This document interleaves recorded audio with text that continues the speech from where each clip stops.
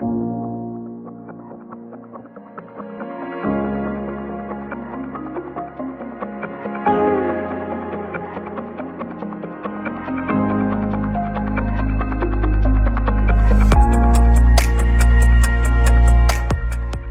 journée de samedi a été riche en émotions sur ce tracé de Pau Arnos. Revenons en images sur les séances qualificatives et également sur la première course du jour.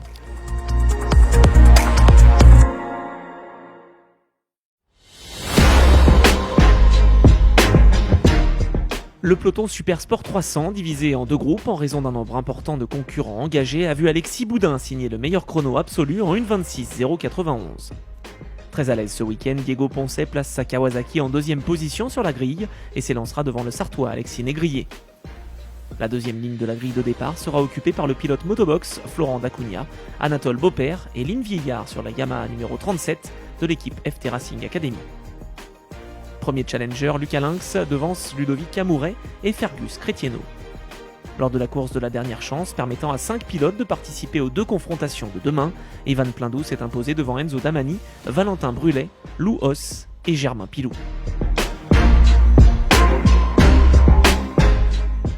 En Super Sport 600, c'est Tom Berceau sur sa Yamaha R6 qui a décroché la pole position.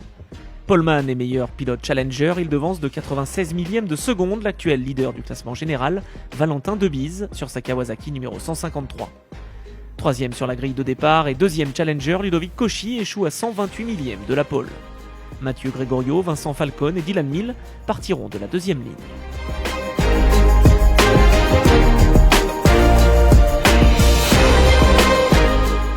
Dans la séance qualificative réservée aux catégories OGP Prémoto 3 et Honda NSF 250, le meilleur temps absolu a été signé par Mathis Fargier. Le pilote de la Brevo Yamaha numéro 213 devance son adversaire en OGP Prémoto 3, Rémi Sandroine. Troisième chrono pour Matteo Roman sur la KTM RC4R. En Honda NSF 250, Marius Henry a devancé Lorenzo Guyot de 2 dixièmes et partira en pole position. La troisième place revient à Evan Boxberger sur la Honda numéro 33.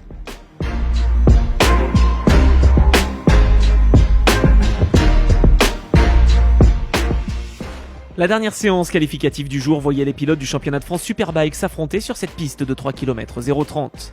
Sur ce toboggan béarnais, c'est Valentin Debise qui a une nouvelle fois signé la meilleure performance absolue en 1:16:881.